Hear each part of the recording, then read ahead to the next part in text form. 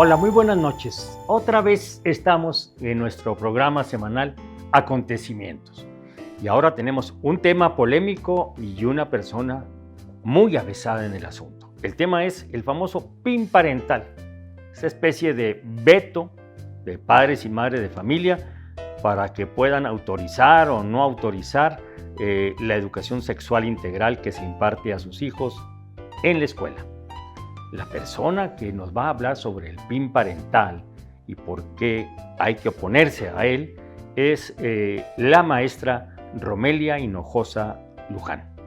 Romelia Hinojosa es toda una educadora. Es maestra normalista de educación primaria por la Escuela Normal del Estado, pero de ahí tiene varias maestrías en práctica docente, en investigación educativa, se está doctorando precisamente en educación, tanto por la Universidad Pedagógica como en la Universidad Durango, como en el Centro Chihuahuense de Estudios de Posgrado.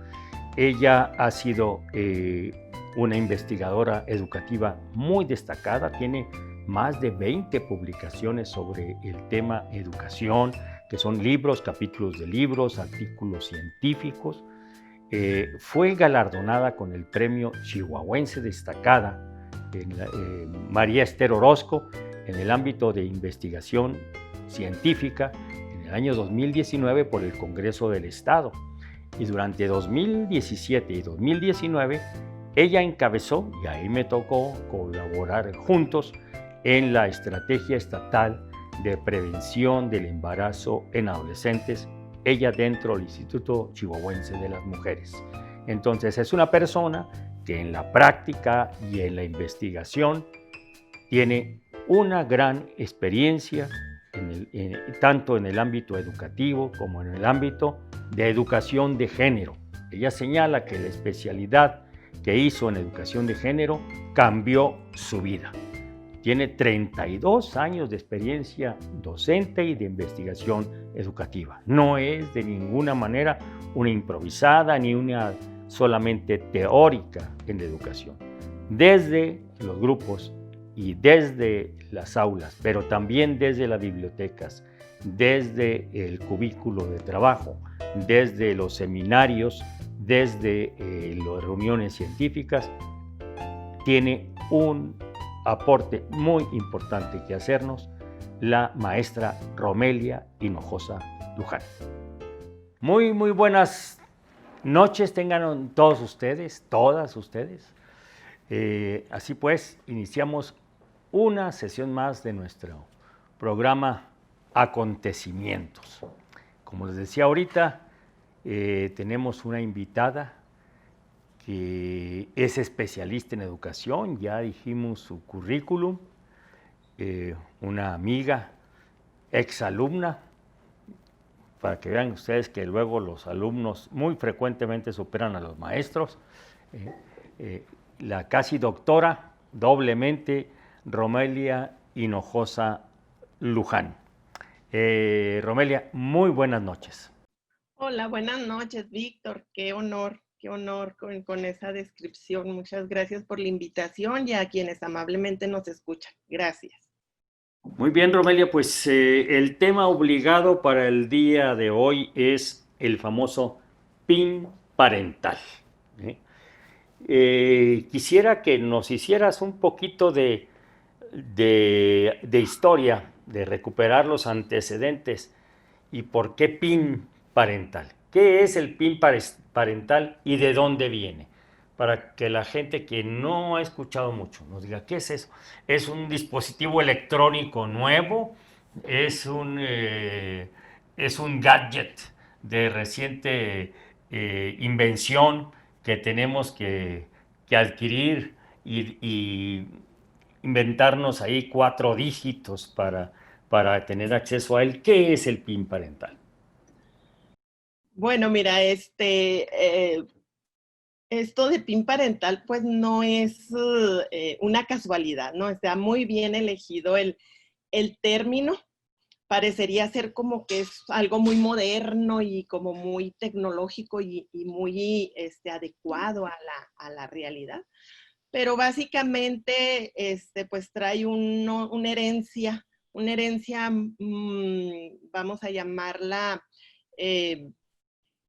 obscura, ¿verdad? Una herencia en la cual su principal objetivo es cercenar, es evitar libertades, ¿no? Nace del partido Vox español, ese partido que está en pro de la dictadura, vamos a llamarlo así, ¿no? De una visión única del mundo, de una visión única del ser humano, ¿no? Entonces, de allá surge este término de PIN parental, se lanza desde España, que hay que decirlo también porque luego circulan en el ambiente la idea de que haya sido muy exitoso y no sé qué tanta cosa, cuando únicamente un estado español, bueno, una provincia en aquel caso, Murcia, fue la única que lo aceptó y que todavía andan en líos legales porque no se ha podido trabajar. ¿En qué consiste el famoso PIN parental que desde mi punto de vista le deberíamos llamar veto parental, ¿no? O sea, para quitarle toda ese lustre o esa idea así como que de bondad y de modernidad. Es un veto, consistiría en que el profesorado de educación básica, principalmente preescolar, primaria y secundaria, tuviesen que avisar a padres y madres de familia con un mes de anticipación que se van a trabajar contenidos que puedan ser considerados por los padres y las madres de familia como amenazantes o como no acordes a sus ideas religiosas o sus ideas morales. En este caso, principalmente fundamentado en dos aspectos, que es la educación sexual integral, la parte de educar en la sexualidad, y cuando se manejen contenidos, ellos dicen de ideología de género. Entonces, bueno, a partir de esta idea, pues creemos que son contenidos cuando se trabajen aspectos de igualdad de género, ¿no? Igualdad entre hombres y mujeres. Entonces, en ese sentido, tendríamos que pedir permiso para que el hijo, la hija de estas personas, bueno, en este caso de toda la sociedad, llevara por escrito su permiso para que trabaje en el aula ese tipo de contenido.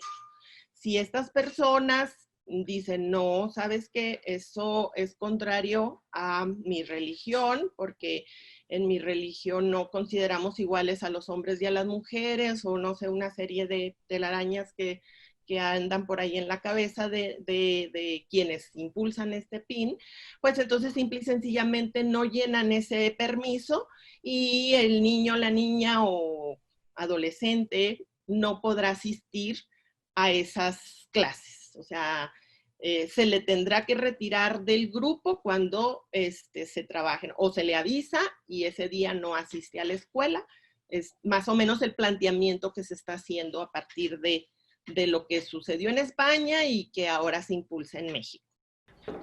Ahora bien, bueno, yo señalaba el otro día, ¿no?, en un artículo, porque tienes mucha razón, es tratar de darle un aspecto de modernidad, a final de cuentas, a lo que no es sino un veto, que no tiene nada de electrónico, no tiene nada de cibernético, sino nada más un no dar permiso, algo tan sencillo como no dar permiso para que reciban ese tipo de educación. Bueno, incluso el nombre PIN pues no es tan favorable si lo ponemos a analizar. Nosotros usamos el PIN para controlar las cosas, para controlar nuestro celular, para controlar nuestra cuenta telefónica, para controlar la alarma de la casa. Entonces el PIN parental sería una especie de control sobre las personas. Controlar a los hijos, pero controlar la conciencia de los hijos, la educación y de las hijas, la educación que van a recibir y lo que queremos que se reciba y lo que no queremos que se reciba, ¿verdad? Ahora bien, ¿qué desventajas traería el hecho de aceptar ese veto de los padres? O sea, ¿por qué hay una postura crítica? Bueno, pero esta postura crítica hay que ver de dónde viene la postura crítica. Es muy importante. ¿De dónde viene la postura antes de ir? ¿De dónde viene quienes defienden el PIN parental y de dónde viene quienes se oponen a él? ¿En qué lugar social están unos y otros, Romelia? Sí, bueno, una parte importante de quienes defienden el PIN o impulsan el PIN emanan de grupos religiosos, de personas que están muy cercanas a ideas, a ideologías, que esa sí es ideología, ¿verdad? Que tienen que ver con la fe, con la creencia, con los dogmas, ¿no? Esa sería como que, y partidos políticos que tradicionalmente, grupos como el Frente Nacional de la Familia, partidos asociados a valores muy conservadores, ¿no? Es como la ultraderecha, como quien no desea, quien no quiere que cambie para bien la sociedad, ¿no? Quien desea que todavía la mujer se quede en casa atendiendo únicamente los deseos a lo mejor del marido y de los hijos, o quien no reconoce que hay una diversidad en las expresiones sobre la sexualidad, ¿no? Y quienes tienen todavía una visión única de la heteronormatividad, de que debemos de ser heterosexuales por naturaleza, ¿no? Cuando, bueno, la otra corriente, la otra grupo se posiciona en los conocimientos científicos creados principalmente por las ciencias sociales, la antropología, la sociología, filosofía, política, o sea, en general, las ciencias sociales son quienes han impulsado y han dicho, sí, nacemos hombres, nacemos mujeres, pero luego la sociedad construye sobre nosotros una serie de redes, de significados, de posibilidades, de perspectivas, de expectativas por nacer con una vagina o por nacer con el pene, ¿verdad? Entonces, a partir de esos constructos teóricos que la sociedad, que la ciencia, ¿no? Las personas que producen ciencias, sobre todo sociales,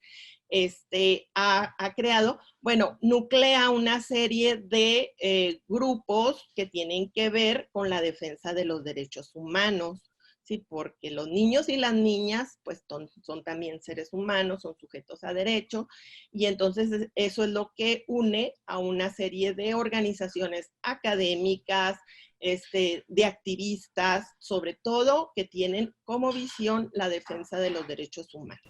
Ahora bien, yo te preguntaría, estas organizaciones que señalan que no debe existir el PIN parental, o sea, ese derecho de veto de los padres a la educación sexual o con perspectiva de género o sobre derechos sexuales y reproductivos, ¿por qué rechazan el PIN parental famoso, el veto de los padres y madres de familia? ¿Cuáles serían las razones? Hay varias razones, ¿no? Hay desde las razones jurídicas, pero obviamente que las razones jurídicas están fundamentadas también en conocimiento creado. Cuando se habla de sexualidad, cuando estamos impulsando la educación sexual, definitivamente no es aquella que inmediatamente viene a nuestra cabeza que vamos a enseñarle a los niños y a las niñas sobre la parte de relaciones sexuales, ¿no? La sexualidad es una herramienta, la educación sexual más bien es una herramienta que permite relacionarnos adecuadamente con las demás personas. ¿Sí? O sea, si yo educo en sexualidad, no quiere decir que les voy a enseñar el Kama Sutra. ¿Qué quiere decir? Que voy a enseñar a las personas a relacionarse adecuadamente en sociedad. ¿A qué llamamos adecuadamente? Bueno, precisamente en el marco valoral de los derechos humanos, en el respeto, en la tolerancia hacia las demás personas. Cuando no educamos en sexualidad, nosotros estamos cercenando de los niños y de las niñas esa herramienta que les va a permitir relacionarse con las otras, con los otros, en ese marco de derecho. En este sentido, sería, como por ejemplo, un componente muy importante de la educación sexual es la parte de la vinculación con las otras personas. Hemos visto cómo nuestra sociedad nos lleva en procesos vinculatorios de violencia, ¿no? Donde hay violencia del hombre hacia la mujer o de hombres hacia hombres que no son heteronormados. Entonces, en ese sentido, la educación sexual es un aporte, es una forma de educarnos en una sociedad más abierta, más tolerante. Entonces, en el momento en que yo, madre de familia, digo, no, mi hija no debe de ir a escuchar eso, ¿qué estoy haciendo? Limitándole en primer lugar su derecho a recibir información abierta, laica, científica y obligatoria, dice el artículo 3, ¿no? Entonces, desde ahí estoy fungiendo como intermediaria en un derecho de ella, ¿sí? De mi hija en este caso, ¿no? Entonces, en ese sentido, estoy violentando sus derechos. Entonces, lo que estoy originando también es que esas personas que no se eduquen en esta sexualidad integral, bueno, no podrán interactuar de manera sana y armónica con quienes sí lo hagan, ¿no? Porque luego vamos a tener diferentes marcos de referencia, que igual, yo madre de familia, no pasa nada si yo en mi casa trabajo contenido de índole religioso o de una moral que en familia hemos adoptado. Ahí está, y es mi derecho, y yo lo puedo hacer. Lo que no puedo hacer es limitar a que mi hija, que mi hijo no reciba toda la información adecuada, ¿sí? En este caso, la que el Estado ha impulsado, o el Estado como gestor y como, de alguna manera, quien debe de proteger el ejercicio de los derechos de niños, niñas y adolescentes, tiene este planteamiento para que todos y todas puedan tener esta información que nos permita sociedades más armónicas, más tolerantes, más abiertas, ¿no? A las diferencias. ¿Qué, ¿A qué males, a qué problemas de la sociedad intenta responder la educación en derechos sexuales y reproductivos, la educación en perspectiva de género? ¿A qué males sociales trata de responder? Bueno, es como un abanico así amplio, ¿no? Pero sobre todo, mucho tiene que ver con las violencias que sobre todo las niñas, o sea, sin despreciar y sin demeritar también los fenómenos violentos hacia los hombres, ¿verdad? O sea, pero principalmente fincado en violencias, en la violencia sexual, porque tenemos que reconocer que nuestro país está en los primeros lugares, al menos en la OCDE está en primer lugar en abuso sexual infantil, ¿no? Entonces, la educación sexual integral, por eso está planteada desde preescolar, porque es necesario que la niña, el niño se apropien de su cuerpo, sepa que su cuerpo es de él, o sea, que lo habita y que es de su propiedad y que nadie tiene por qué tocarlo, lastimarlo o hacer sentir a través de, por más que sean caricias, que a lo mejor esas caricias no son correctas, ¿no? Entonces, en este sentido, ataca o tiene ese objetivo la educación sexual de niños, niñas, adolescentes, como herramienta que les permita a ellos y a ellas posicionarse y decir, tengo que, estoy previniendo, estoy no estoy poniendo un límite y estoy denunciando en dado caso. Pero luego también hay otro tipo de violencias, como lo que es el embarazo en adolescente, que por más que digamos, bueno, es que las niñas, las chicas dieron su consentimiento para sostener una relación sexual, no estaban preparadas y se embarazaron. Bueno, pues múltiples estudios nos indican que no es que hayan dado un consentimiento, sino que la diferencia de edad entre el abusador, ¿no? y la adolescente es tanta que hay una relación muy desigual de poder. Entonces ahí también hay violencia, ¿no? Violencia y que origina embarazos, ¿no? O sea, hay todo un entramado de un sistema también de creencias con respecto al amor romántico, a cómo las mujeres respondemos a esa característica, a lo que los hombres plantean en una relación entre hombre y mujer, o entre hombre y hombre, o entre mujer y mujer, y finalmente esta parte de la violencia hacia, que tiene tintes homofóbicos, transfóbicos, por representar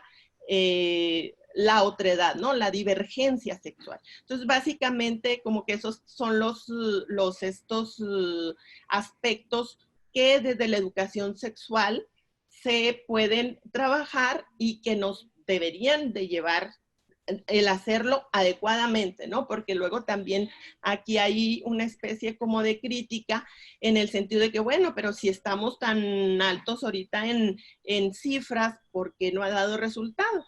Bueno, pues porque los fenómenos son multifactoriales. No podemos decir que únicamente la educación sexual va a ser condicionante para evitarlos. O sea, hay una serie de barreras también culturales. O sea, les informamos, por ejemplo, en la escuela que pueden usar anticonceptivos al momento de tomar una definición de una relación sexual, pero luego hay unas barreras culturales para adquirirlos, barreras económicas también para hacerse cargo de ellos. Entonces, bueno, es complejo. No podemos decir que únicamente la educación sexual es garantía, pero es lo que más nos acerca a hacer esto posible, ¿no? A solucionar estas problemáticas que socialmente se nos están presentando. La violencia en todas las palabras, en toda la extensión, sobre todo en educación sexual. Y ya cuando hablamos de igualdad de género, pues es exactamente lo mismo, ¿no? Las desigualdades estructurales que hay entre hombres y mujeres, que las mujeres tienen que solicitar permiso para trabajar, por ejemplo, ¿no? O que simple y sencillamente para ejercer sus derechos se trabajaría en esa otra parte que quienes impulsan el PIN lo ven como amenazante para, no sé, para su sistema de creencias. Ahora bien, resulta muy paradójico que los datos también nos dicen que buena parte de la violencia y el abuso sexual se dan en el propio hogar, primero, ¿sí? E incluso a veces el embarazo se da en el propio hogar. Entonces resulta un poco paradójico que a quienes muchas veces son los perpetradores de esa violencia se les tenga que pedir permiso para educar a las niñas, niños, adolescentes en sus derechos que les permitirían defenderse mejor de esa violencia. O no yendo tan profundamente hacia el abuso, pero el machismo, como dicen, se mama en la casa, ¿sí? El machismo, entonces resultaría muy paradójico pedirle permiso para educar en perspectiva de género al padre que es el padre padrone, como decía una película italiana de los años 70, muy, muy famosa, o a la mamá abnegada que sigue los patrones de sumisión.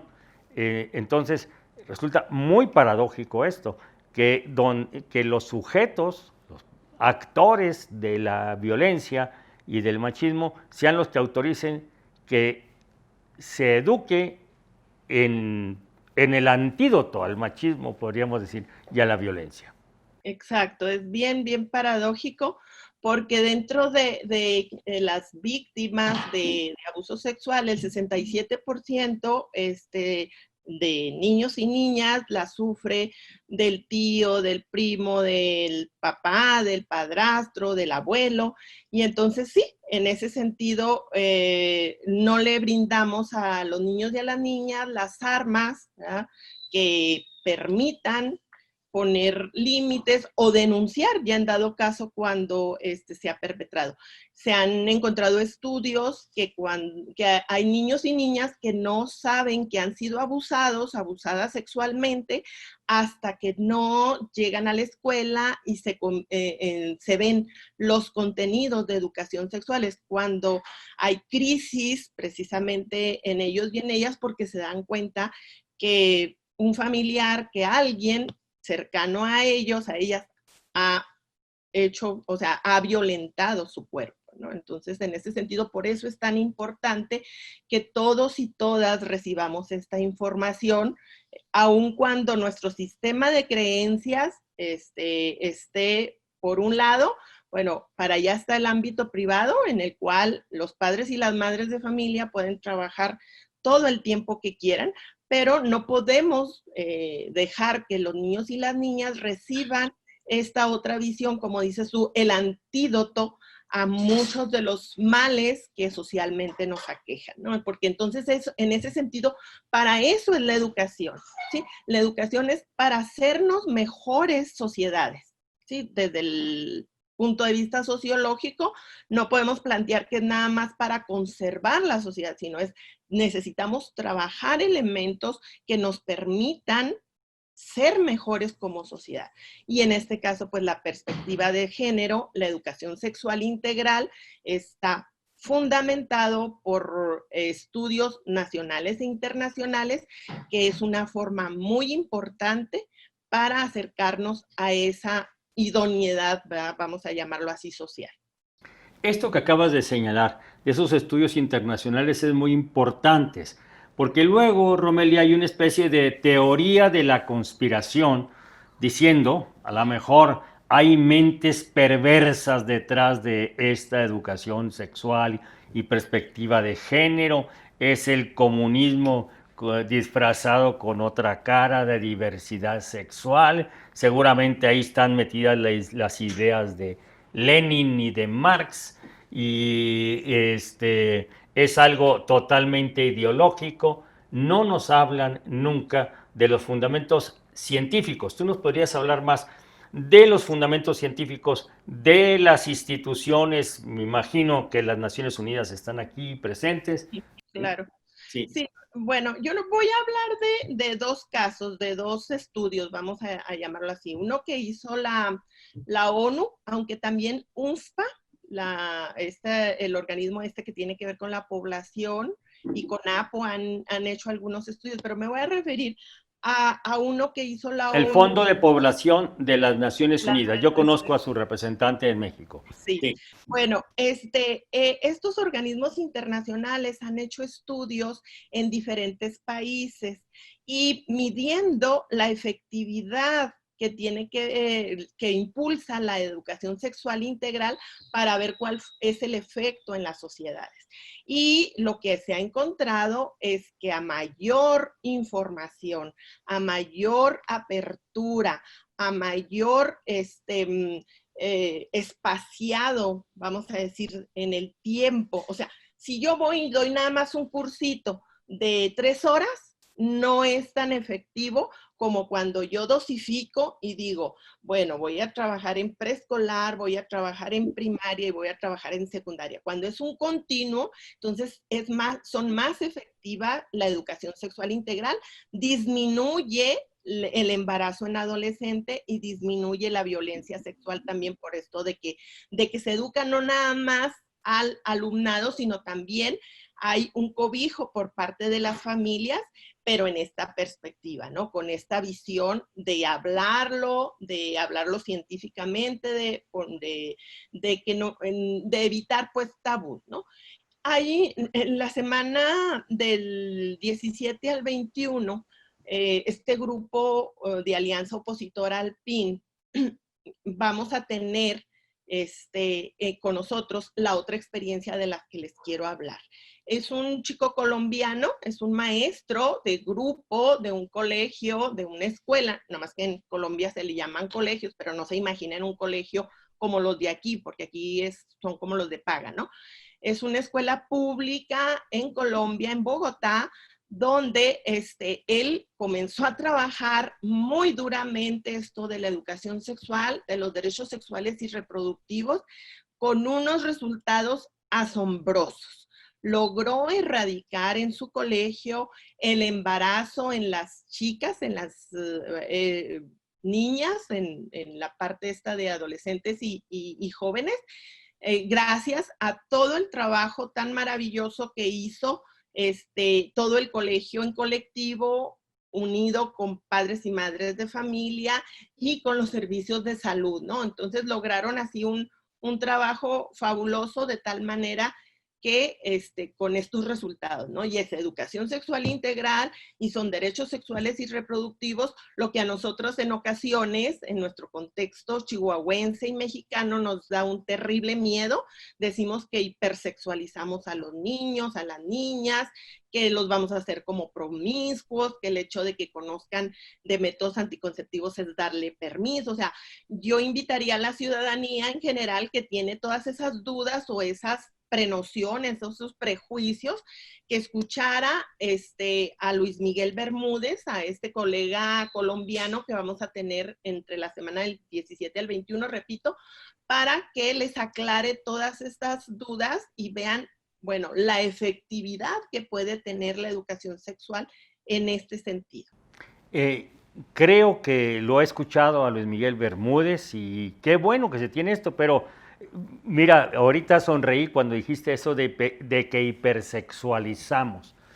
Hay un rasgarse las vestiduras cuando se habla de educación sexual, reproductiva y perspectiva de género, porque se dice que hipersexualizamos. Pero, a ver, ¿dónde está la hipersexualización de la sociedad? No está ahí. Prendan la televisión pública, perdón, la televisión abierta. Encienda usted la televisión abierta y vea dónde está la hipersexualización. Incluso en los comerciales está la hipersexualización. En cualquier programa, pues, bueno, incluso hasta en La Rosa de Guadalupe encontramos ahí muchos contenidos sexuales deslizados. Hay una hipersexualización. Vean los vespertinos, los periódicos vespertinos que se venden por unos cuantos pesos y para que vean la hipersexualización. Vean las redes sociales, ¿sí? Vean las redes sociales. O sea, hay una hipersexualización que está invadiendo continuamente de llamados de contenidos sexuales, más a los chavos que están en la efervescencia hormonal, y que si no hay una educación adecuada, como esta científica, diseñada por expertos, pedagogos, sociólogos, médicos, antropólogos, ¿sí? Si no hay esa educación, pues los chavos van a entrar a ese mundo hipersexualizado muy desorientados, porque por otro lado, en la casa, en el hogar, pues muchas veces no se da educación sexual, sino se da una deseducación, o cuando menos un ignorar esos puntos, ¿no? Ahora, yo quisiera preguntarte ya para ir terminando, este hecho de que se eduque a los muchachos, a las muchachas, desde los niños en derechos sexuales y reproductivos, que se ha mostrado, yo lo vi cuando estuvimos en la campaña de promoción de esta educación para evitar el embarazo en adolescentes en Chihuahua, que se ha logrado bajar un poco porque se ha incrementado la educación junto con el ISMujeres. Vimos que esta educación que promueve las Naciones Unidas, el Fondo de Población de las Naciones Unidas, el Sistema para la Protección Integral de Niñas y Niños y Adolescentes a nivel nacional, a nivel estatal, el ISMujeres, que todo eso tiene bases científicas, está hecho con bases científicas, pero que de ninguna manera anula ni va en contra del derecho que tienen los padres y madres de familia de brindarles a sus hijos la educación en sexualidad, en no violencia, etcétera, etcétera. Yo quisiera que me hablaras tú de esto también. Sí, sí, era un poco de lo que ya comenté, o sea, por allí también de pronto ahí parecería ser como que si lo que se brinda en la escuela, luego los papás y las mamás no van a poder hablar nada de eso, bueno, de su sistema de creencias o de la educación, que ellos y ellas han venido, a lo mejor como reproduciendo, ¿no? De decirle a la muchachita o al chico, sabes que hasta que llegues al matrimonio vas a poder tener relaciones sexuales o sea, eso se puede seguir haciendo. Claro que se puede seguir haciendo, pues es el derecho de ellos y de ellas de educarlos dentro de su familia, ¿sí? Entonces, no violenta para nada el derecho que ellos y ellas tienen de educar, porque ahí está, ¿no? Porque ahí son sus hijos y están con ellos en su familia y ellos lo puedan platicar y trabajar. El problema es cuando quieren que nada más se oiga esa parte de su sistema de creencias, de su moralidad, y luego no quieren que los niños y las niñas comprendan, bueno, que hay diferentes formas de ver y de asumir el mundo y la sexualidad, ¿no? Entonces, en ese sentido es cuando entramos en contradicción, pero el derecho de ellos ahí está. O sea, nadie se los cuestiona, nadie se los quita. O sea, no sé si no lo han hecho, pues no sé por qué no lo han hecho, ¿no? Si en sus casas ellos tienen allá a sus hijos y lo puedan trabajar durante todo el año, durante todo el momento, en el momento que ellos y ellas lo deseen. No se les está quitando el derecho para nada de hacerlo.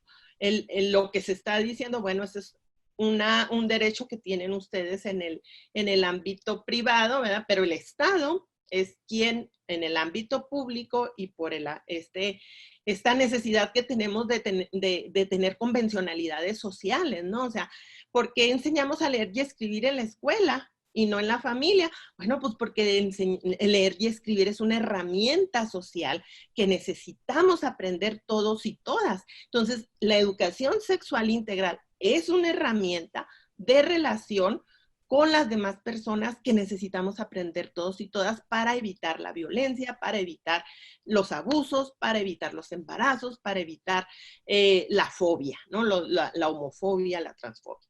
Entonces, en ese sentido, es más o menos, es lo mismo, nomás que cuando entra todo un sistema de sexualidad, sabemos que las sociedades traemos una carga, una herencia religiosa que nos hace ver la parte sexual como mala, como no deseable, como prohibida, como pues sí, así, ¿no? Como tabú. Entonces, ahí es donde es el problema, ¿no? Porque a ver qué padre o madre de familia se opondría a que enseñaran a leer y escribir a su hijo. Sí, pues es exactamente lo mismo.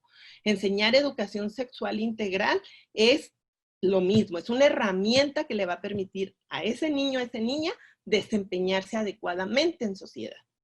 Es muy importante lo que tú señalas, educación sexual integral. O sea, no se trata nada más del asunto de las relaciones sexuales, sino se trata de la manera de relacionarnos, en primer lugar, nosotros mismos con nuestro cuerpo, ¿no? Y en segundo lugar, con otras personas. Esto es importantísimo. Y yo te agradezco mucho y quiero dejar una pregunta por aquí. ¿Por qué tanta insistencia en cuestionar la educación sexual integral que se ofrece en las escuelas con fundamentos jurídicos? Es una obligación y un derecho constitucional del Estado ofrecer esa educación sexual integral con fundamentos científicos, pedagógicos, etcétera. ¿Por qué tanto cuestionamiento?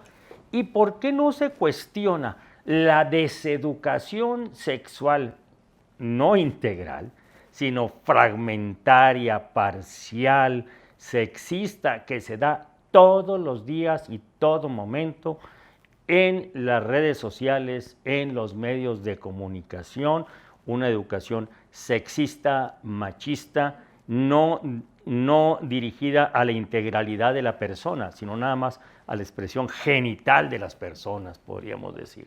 ¿Por qué? Tanta oposición a uno y tanta apertura con lo otro. Cuando la primera nos ayuda a ser mejores personas humanas, ¿sí? Y la otra nada más nos mete en el sexo como placer egoísta y como objeto comercial. Entonces, yo te agradezco mucho, Romelia, te agradezco muchísimo que nos hayas aclarado, que nos hayas explicado y extendido la explicación y la concepción de esto del PIN parental. Y yo le invito a nuestro auditorio pues que nos sigamos informando. Ya nos están promocionando este evento que va a ser la próxima semana, ¿no? Por redes sociales. He encontrado varios de ellos. Entonces, un último mensaje. Sí, vamos a tener una serie de conferencias, de foros, de análisis, perdón, de aspectos sociales, válgame, perdón, jurídicos, sociales, va a haber un evento específicamente para saber sobre abuso sexual. Va a haber otro evento, vamos a tener al doctor Eusebio Rubio con información sobre qué es la educación sexual integral, cómo se trabaja en la escuela, en la escuela mexicana, que también hay que decirlo que desde el 2012 estamos trabajando este enfoque y es 8 años después cuando traemos, se arma pues una boruca, porque no se trabajó, porque no hubo este conflicto en 2012, ¿no? También habría que preguntarnos. Entonces, en ese sentido, de lunes a viernes vamos a tener a las 6 de la tarde, durante la semana que entra, un evento cada día, componentes nacionales e internacionales. Van a estar también académicos de Ajusco, académicos de la Universidad de Nuevo México, de la red de las infancias, y la siguiente semana tenemos al doctor Luis Miguel Bermúdez con esto de la eficacia de la educación sexual integral. Pues muchísimas gracias. Si nos permiten, estaremos dando el relevo a la invitación a estos eventos virtuales que son muy importantes para extender el conocimiento de lo que es la educación sexual integral. Pues muchísimas gracias, Romelia. Acontecimientos te agradece tu presencia y te damos un abrazo virtual. Gracias, Víctor. Hasta luego. Gracias. Pues esto fue nuestra emisión de hoy de Acontecimientos. Los invitamos a estar muy pendientes porque la próxima semana tendremos un tema muy interesante y muy cercano a todas y a todos ustedes. Por lo pronto, las y los invitamos a seguirnos en nuestro Facebook, Víctor Quintana Silveira, con mayúsculas las iniciales, en el Twitter, @Víctor Quintana S, en YouTube, Víctor Quintana Silveira, nuestro canal de YouTube. También en Instagram, Víctor Quintana Silveira. Agradecemos mucho su atención, que tengan muy buena semana y hasta el próximo lunes. Muchas gracias.